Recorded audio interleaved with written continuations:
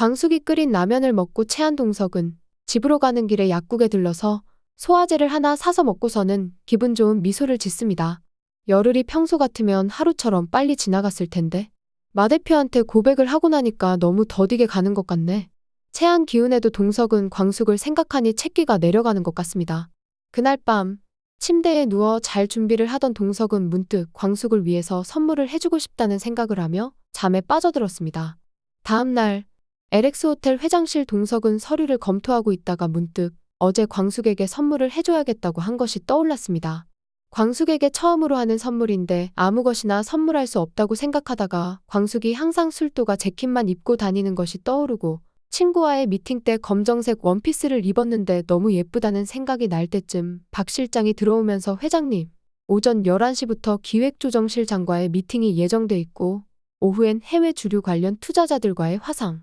그 순간 동석이 박 실장에게 손짓하며 박 실장의 말을 가로막고는 잠깐 급한 일 아니면 오늘 일정은 다음으로 미루기로 하지. 박 실장은 네, 회장님 오늘 무슨 다른 일정이라도 있으십니까? 제가 체크하지 못한 일정이라도.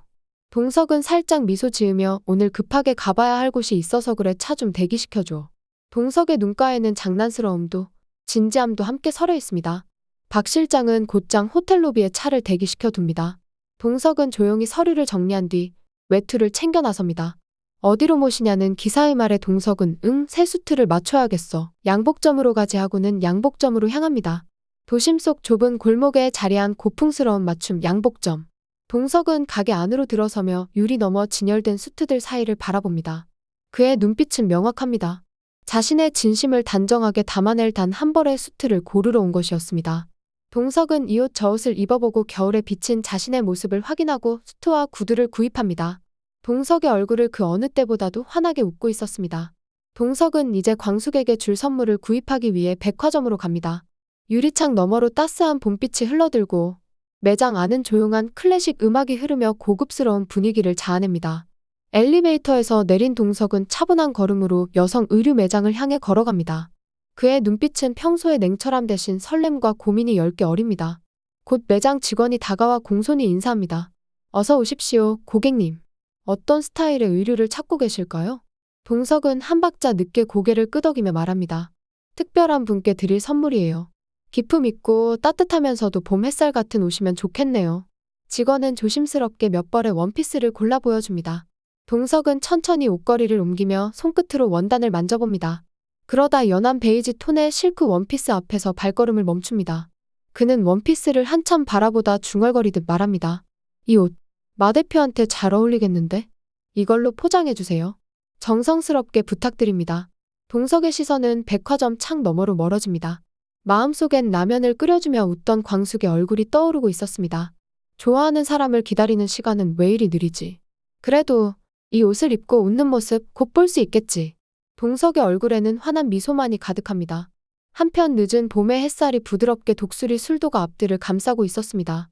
푸른 잎을 가진 나무들이 바람결에 살랑살랑 흔들리고 마당은 따스한 빛으로 가득 차 있었습니다.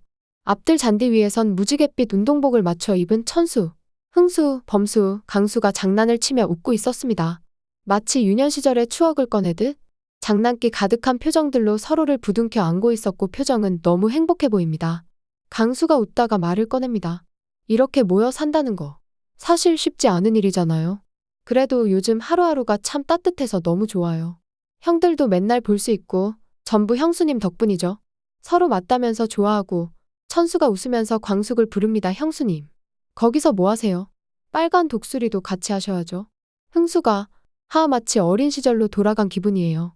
이 맛에 가족들 모여 사나 봐요. 그들의 얼굴엔 믿음이 있고 존중이 있으며 따뜻함이 있습니다. 광숙은 그 말을 듣고 웃음을 머금지만 마음속에서는 알 수 없는 먹먹한 감정이 슬며시 고개를 듭니다. 고개를 돌려 멀리 보이는 술도가 담장 끝을 바라봅니다. 햇살에 번지는 그림자처럼 조용히 중얼거립니다. 우리 시동생들, 날 가족이라 부르며 기꺼이 기댈 곳이 되어줬는데 그런 내가 또다시 다른 사람을 만나도 걸까? 형수님 누나 하면서 따뜻하게 불러주는 이 목소리들을 이 사람들이 있는데 내가 다른 사람을 생각해도 되는 걸까? 회장님과 함께하는 삶을 꿈꿔도 나 너무 이기적인 건 아닐까? 회장님은 참 좋은 사람이야. 어쩌면 내 인생에 다시는 오지 않을 귀한 인연일지도 몰라. 하지만 그 사람 손 잡고 가는 길에 이 오남매의 마음을 놓고 갈 수 있을까? 그 순간 한동석 회장의 모습이 머릿속에 떠오릅니다. 자기 사람에게는 잘한다는 동석의 말이 머릿속에 맴돕니다. 광숙은 스스로에게 되묻습니다. 내 행복만 따라가도 되는 걸까? 나를 위해 살아도 되는 걸까? 시동생들의 웃음소리가 다시 귓가를 울립니다. 그때 흥수가 큰 소리로 형수님, 빨간 독수리는 벌칙이에요. 빨리 와서 같이 해요. 마광숙은 결국 피식 웃으며 아이 참. 독수리들한테 질 수야 있나. 그녀는 조용히 운동화 끈을 고쳐매고 그들 틈으로 향합니다. 하지만 그 눈동자 안에는 여전히 흔들림과 깊은 고뇌가 머물러 있습니다. 한참을 왁자지껄 웃다가 광숙은 혼잣말로 이렇게 온 가족이 웃는 모습? 참 오랜만이네. 행복하긴 한데 왜 마음이 이렇게 무겁지? 그 순간 검정색 세단 한 대가 조용히 다가옵니다. 운전석에서 정중하게 내린 남자. 한동석 회장의 기사입니다. 차창에 묻은 먼지를 털듯 기사는 조심스레 트렁크에서 작은 선물 상자를 꺼냅니다. 마광숙 대표님, 회장님께서 전해드리라고 하셨습니다. 직접 오시려 하셨는데 한참을 망설이고는 저한테 전달해달라고 하셨습니다라며 선물 상자를 광숙에게 내밉니다. 광숙은 놀란 눈으로 상자를 받아듭니다. 은은한 포장지와 고운 리본에 묶인 상자는 그녀의 품에 조용히 안깁니다. 광숙은 집 안으로 들어가 동석이 선물해준 상자를 조심스럽게 열어봅니다. 그 안에는 원피스가 들어있었고 편지가 함께 있었습니다. 가슴이 두근거렸습니다. 편지에 적힌 내용은 마 대표가 이 옷을 입고 웃는 모습을 상상하니 웃음이 나더군요. 이 옷을 입고 나와주시면 고맙겠습니다. 동석. 손편지를 본 광숙은 동석이 굉장히 귀엽다고 생각합니다. 어느덧 동석이 이야기한 열흘이 지나고 광숙은 동석이 준 원피스를 입고 약속 장소로 향합니다. 조명이 은은하게 비치는 창가 테이블 한가운데 한동석이 먼저 도착해 자리에 앉아 있었습니다. 깔끔하게 빗어 넘긴 머리, 맞춤 수트의 어깨선, 광택이 흐르는 구두까지. 그에게선 오늘 하루를 위해 공들였다는 흔적이 고스란히 느껴졌습니다.